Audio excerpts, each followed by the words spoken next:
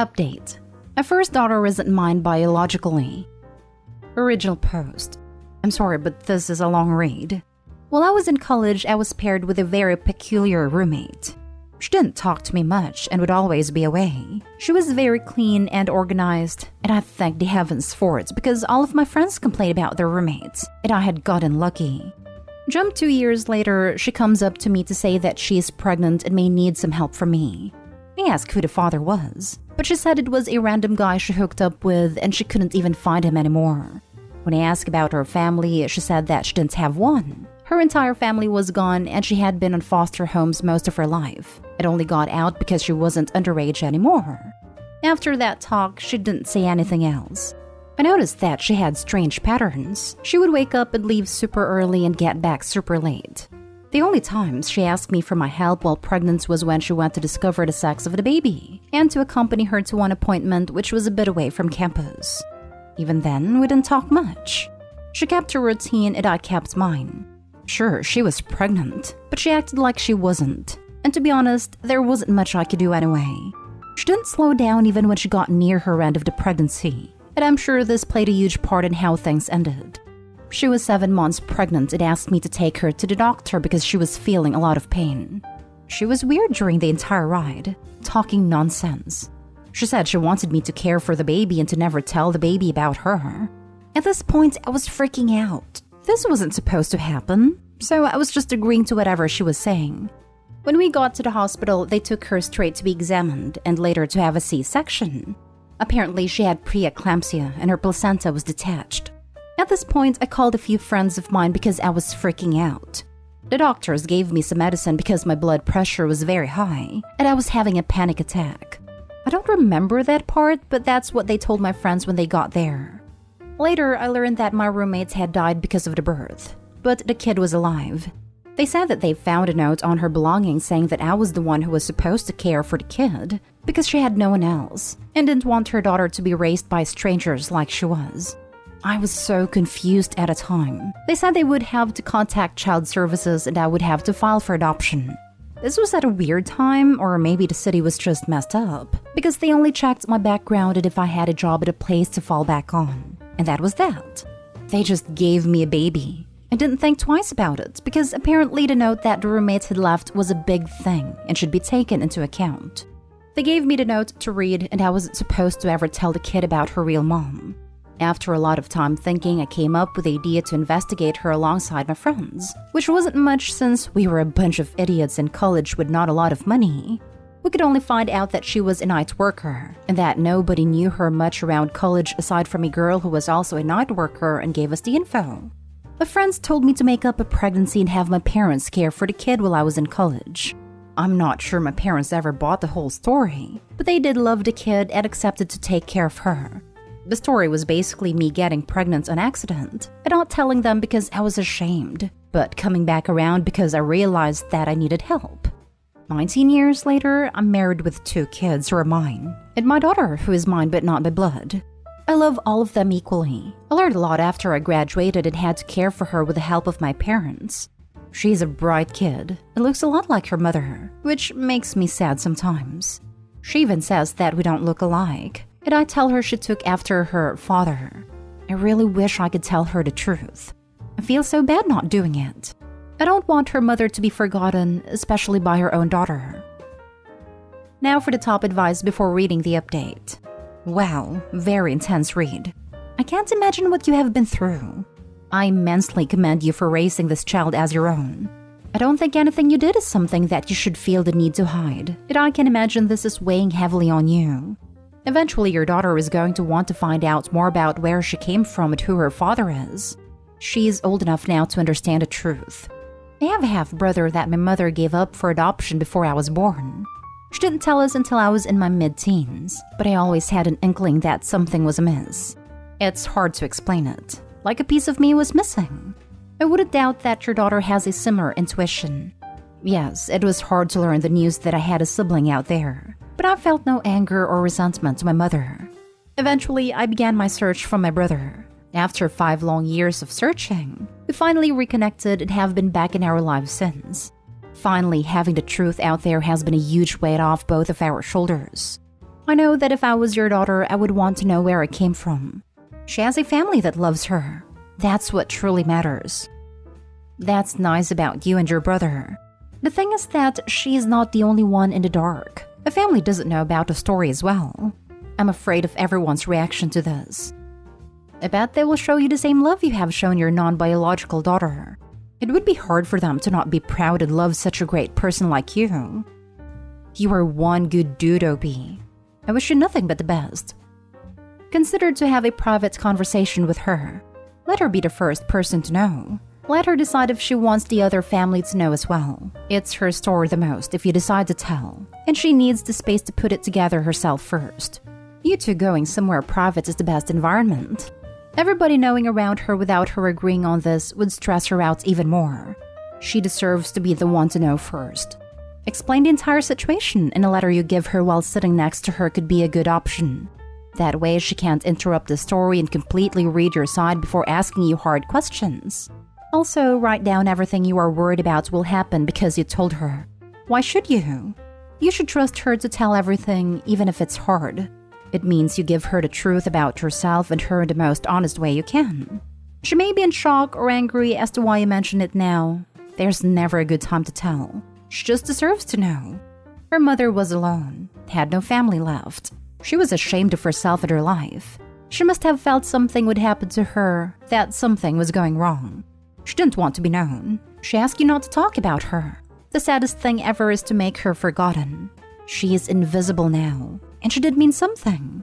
She was in college. It just sounds like she tried to make something out of her life, even being at the bottom. Her death could have been prevented. She sure had a very difficult life. That doesn't mean she didn't deserve to be known.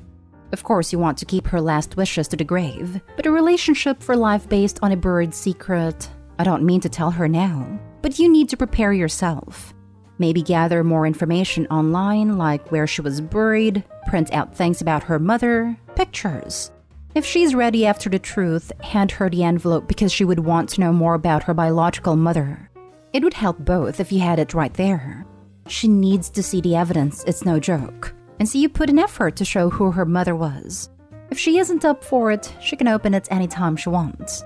The people around you, if they find out about it, will react in shock as well. They won't hate you. If they can think they respect you for telling her first when she's old enough and not getting others involved into this. Good luck. And now for the updates. I never thought so many people would pay attention to what I posted here. After making the post, my desire to come clean to my daughter got even bigger. And after reading the response to the first post, I just saw a lot of things that I hadn't thought about before. Also, after some time watching her, I knew something was on her mind.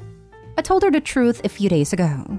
My husband took our younger kids to a birthday party, and I said I wanted some alone time with her so we wouldn't be joining them. We were hanging out watching TV, and after a while I asked her if there was something in her mind that she wanted to ask me. She asked about her biological father. I showed her the note my roommates left, and she didn't really understand at first, but then I started telling her what had happened. She cried a lot. It took a long time for her to calm down. I swear it was the hardest thing to do, because I wanted to cry during the entire thing, but it was her moment. She asked me a lot of questions about it. Why I never told her or anyone else in the family, why I was only doing that now. Was I feeling guilty? Was I feeling burdened by her? It took hours to answer all her questions, and to be honest, at this point I was crying too, because I didn't want to hear her question how much I cared for her and how much I loved to have her in my life. It was emotionally draining for both of us, and in the end, she just asked me to do some research on her mom and take her to see her grave. I agreed, and we will plan to visit her grave soon. I asked her if she wanted to tell the rest of the family, and she said it was only fair to do so, but she would do it with me. She did ask for some time to process it, and so far we haven't told anyone else. She has been pretty interested in the situation, and she has confessed me a lot of stuff I didn't know before. She said she used to feel like she didn't belong because she doesn't look like me, but her siblings do. She also said she would often feel like a mistake I made in my life when I was younger. Those and other things really broke my heart. As of right now, I decided to take care of her first, and then bring the rest of the family. I booked an appointment with a therapist to help us both navigate the situation in a healthy manner and help us, especially her, to deal with the feelings that this situation brought to our lives. She has been closer to me than she already was. I feel like she's been more relaxed. And to be honest, so do I. I know I made a promise to never tell her the truth, but it just didn't feel right to let the memory of my roommate die with me when she has a living child, even if the memory is just her name. You are the epitome of a real parent. I wish I could hug you. Your daughter is very lucky to have you. Thank you for the update. OP, I'm proud of you. I'm adopted too, but I wasn't given up. I was taken away. Being adopted is hard, but you did right by your girl. Good job. Just a random thought. Perhaps she could sign to one of those DNA testing sites like Ancestry.com or 23andMe. If a relative of hers is also on the same site, it will show up.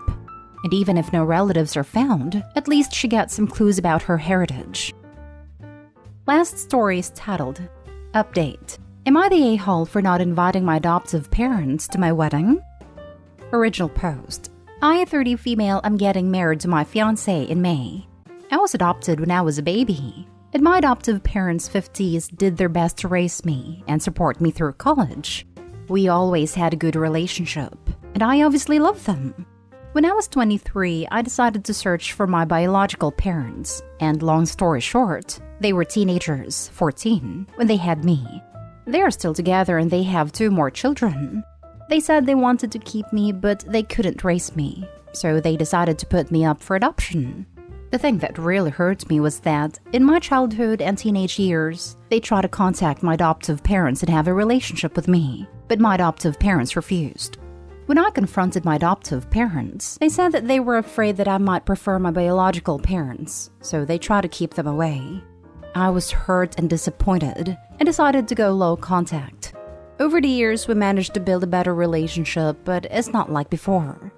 So for my wedding, I decided to ask my biological father to walk me down the aisle, and he obviously said yes. When my adoptive parents learned about it, they were hurt and said that their worst fear had come to reality, and if I insist to put my biological parents before them, then I shouldn't invite them to the wedding. My answer was that they're not invited then. Since then, all my adoptive family are calling me Neho. So, am I the a-hole? Now for the top comments before reading the update. You're the a-hole. Biggest one I've seen yet. You chose the people who didn't choose you. You completely cut out the people who chose you. They could have adopted anyone, but they chose you. They sacrificed their lives to make sure you had a good one. Karma's real, and you'll get yours. Not the a-hole. You don't owe your adoptive parents anything for raising you. They wanted a child, so they were obligated to provide for you. I'm sure over the years you ask about your birth parents. They chose to keep vital information from you. Once you learned the truth, you went low contact to give yourself time to heal from the pain your adoptive parents caused. It's your decision who walks you down the aisle. Instead of respecting you and your decisions, they requested not to be invited. If they want to be in your life, then they need to accept that your birth parents are a part of your life. They can't dictate who you're bonds with. You're the a-hole. Does your fiancé have an opinion? This is a huge red flag, to be honest. I'd have ran for the hills by now. Poor fella and poor adoptive parents. I honestly feel heartbroken for them. Everyone sucks here. Your adoptive parents for robbing you of a chance to know your bio parents. But I understand their worries. But in my opinion, that's what you sign up for when you adopt a kid. Eventually, bio parents have to become a conversation. You, of course, correcting as hard as you did after you found out. It's okay to be mad, but dang dude, that's tough. You want someone you've known for a few years in comparison to walk you down the aisle versus someone that provided for you your whole life, instilled your values and supported you through college? A time when they legally could have just left you on your own. Honestly, your bio parents aren't really that sucky here. I saw a few commenters say things like, oh, they could have made it work, or oh, their parents could have adopted you, as if children aren't a huge financial responsibility. Your bio parents have alluded to the fact that they wouldn't have been able to put you in college and support you through it, so they did what they thought they had to do to give you and your older siblings a stable chance at life. Minor update. I talked to them and suggested that both dads could walk me down the aisle. My adoptive parents refused because they say that they did all the hard work and they shouldn't have to share the spot. But I told them that I will give them a couple of days to think about it. And now for the update. This will be my last post for anyone who is interested. My adoptive parents are officially not invited to my wedding, and we decided to go no contact. It was an emotional conversation. We cried the whole time, but I think it's for the best. They asked me if I can contact them again when I have a child. Since I was their only child, they won't have any other grandchildren. I said I don't think that's a good idea. I don't know how it could work. They got mad at me. I can understand why. I told them that giving them access to my future child would require contact. Maybe if we ever talk again, we can discuss this. They said I'm ungrateful. Well, a lot of people have said that. I guess I am. That I deprived them of any chance for children or grandchildren because they can no longer have kids or adopt. Then things just got bad. I don't think that we could possibly salvage this relationship anymore. I'm sad, but also happy for the new chapter of my life that is about to begin. Best wishes to everyone. So basically, you are doing the same thing your real parents did. Them wanting to have a relationship with your kids and you not letting them. The difference being they actually want to be there from day one. Unlike your biological parents who didn't want you. Only your siblings because they are the ones they love more and willing to work hard for, and always love more than you. You will always be a mistake, who is a second rate. The difference is that I will also tell my children from day one. Yeah, you have grandparents who love you and want to be in your life.